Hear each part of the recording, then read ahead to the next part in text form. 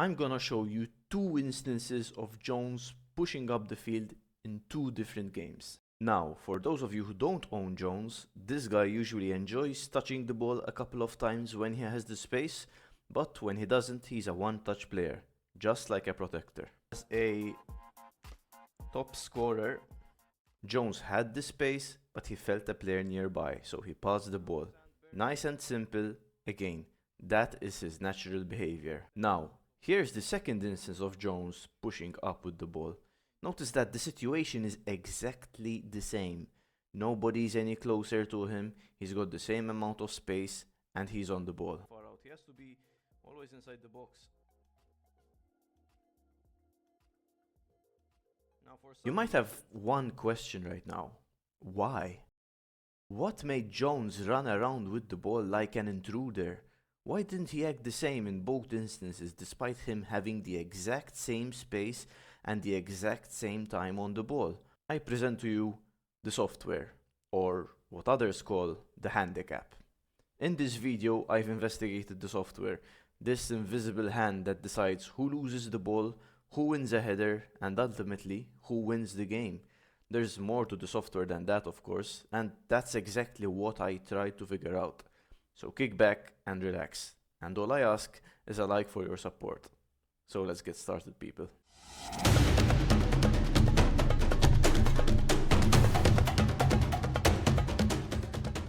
I see a lot of talk about the software, and although it's not surprising given how big of an influence it can be on a match, I am seeing people use it as a scapegoat, as an excuse as to why they didn't win a particular game or a particular event. Yeah, I only lost the event because of the software, man. Yeah, you beat me, but it's only because the software was on your side. I've noticed that people in score match aren't usually too happy to admit defeat, much less to give you credit for beating them. In fact, people very rarely admit their fault for losing a game, since there's always something that happens to them that makes them lose, and this something is usually the software. But is it really? The software is, in many occasions, the guy that takes the blame when the ship sinks. But should it be that way? Now, before we get into what the software is, let's explain what the software is not. As you'll see later on, there are many reasons why the software is mentioned so much in score match, but sometimes it's used as an excuse for bad passing, using the wrong players in the wrong positions, keeping the ball too much until your players inevitably eventually do something silly. These are all mistakes, and this is very important, people. One of the biggest steps I've made to improve as a score match player is to know when it is the software that it is screwing me over or when it is myself that is screwing me over. This is called accountability. Taking responsibility for your mistakes is incredibly important, and it will save you the misdirected rage at the software. Knowing when you've screwed up is essential, guys. Don't blame the software for playing a bad ball. Don't blame the software if a player is losing the ball too often. Here's a good example of that, in fact. If you play Sabre on the wing of a 4-3-3 and he keeps losing you the ball, that is not the software's fault. Sabre's behavior is all about running with the ball. He dribbles towards goal and he does not stop to pass. It's in his nature. Acting surprised or raging whenever he loses the ball on the wing is entirely pointless. It's as if you place a goldfish in front of a tree and act surprised when it doesn't want to climb it. The goldfish, like Sabre, has other strengths, not just the weaknesses you're blaming it for. Same thing when you try playing Sierra or Sinclair in the heart of the midfield.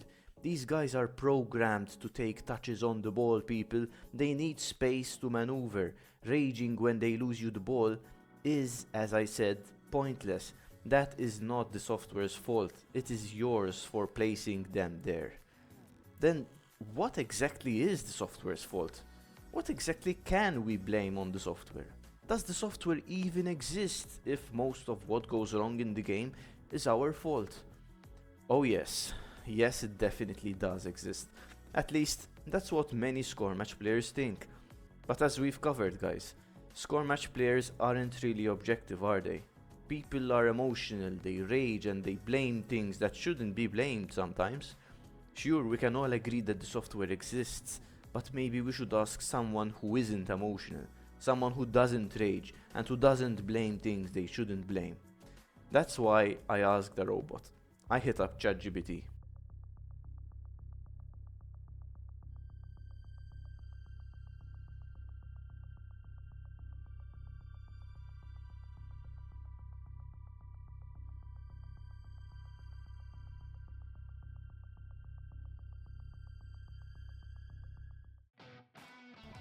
I think at least. Did you see how Abu Bakar kept Sandberg from getting to the ball there? Game please? No. Nice save. Obviously the rebound. There was no way that. Please guys. Please. Hammer someone. I don't believe it. Level 8 hammer. Level 8 hammer on a level 11 hammer, bro. Bruh. Jensen.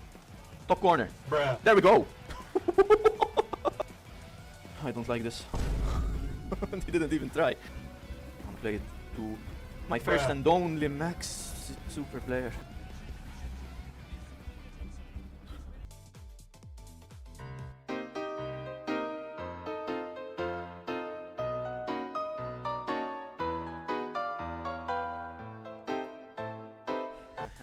This is what I believe the software is responsible for, making each game competitive, even when it shouldn't be. Allow me to explain. What do I mean when I say competitive? I mean that the software always tries its hardest to make each game a balanced encounter between the two teams. How often is it that you're leading a game 1-0 and you just cannot find that second goal to finish off the game? And how often do you end up conceding to make it 1-1? If you pay attention, most games finish 2-1. Winning streaks don't count, and we'll talk about why that is later on. Some games even drag on to penalties, making what could have been a quick 1-minute game, if your players acted right, to a game lasting potentially up to 5 minutes or more.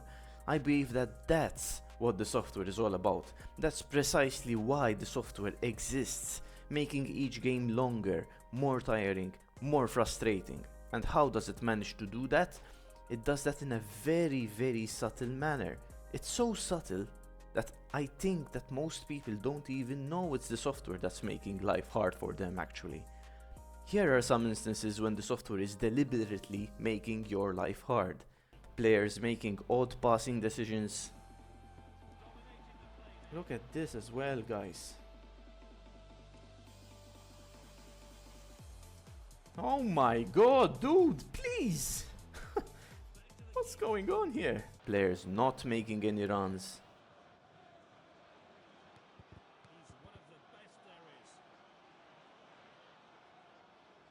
Players running out of the field with the ball. He didn't even try. Players passing range being strangely limited. Okay. Why is the passing range so short? Your opponents making tackles that should be fouls, but aren't. Situations that usually always happen one way, but they magically don't happen in your favor. Your opponent's keeper making magical saves. What does each situation have in common, guys? Well, each situation makes it all the more likely that you lose the ball one way or another. And when you lose the ball in score match, there's a big chance that you'll concede, dragging out the game longer, and potentially, and usually, making you rage. But why? Still, what is the point of the software?